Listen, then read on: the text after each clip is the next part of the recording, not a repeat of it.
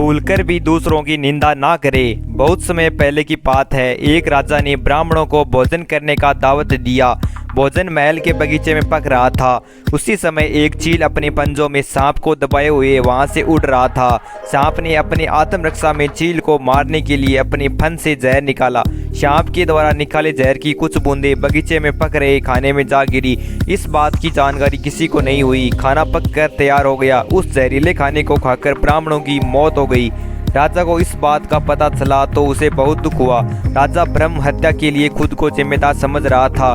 ब्रह्म हत्या का दोष किसे दिया जाए कि प्रश्न पर यमराज सहित सभी असमंजस की स्थिति में थे। इस पाप कर्म का फल किसके खाते में जाना चाहिए? राजा जिसको पता नहीं था कि खाना जहरीला हो गया, वह सोइए जिसको पता ही नहीं था कि खाने में जहर किसने मिलाया।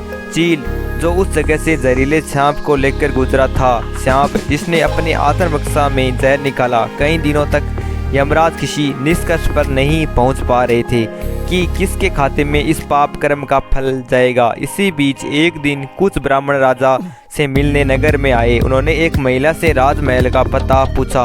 महिला ने पता तो बता दिया, लेकिन साथ ही साथ कहा कि जरा संभल के रहना, राजा ब्राह्मणों को खाने में जहर देकर मार देता है।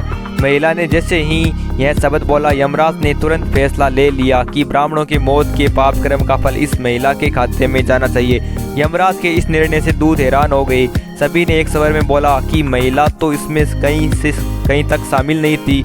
यमराज ने जवाब दिया कि ब्राह्मणों की मौत पर किसी को आनंद नहीं मिला, बल्कि सभी को दुख ही पहुंचा। परंतु उस घटना की चर्चा करते वक्त उस महिला में आनंद का भाव दिखा। इसलिए राजा के अनजाने पाप कर्म का फल इस महिला को मिलना चाहिए। दोस्तों, इस वजह से हमें दूसरों की बुराई से बचना चाहिए, वरना किसी और के पाप कर्म के फल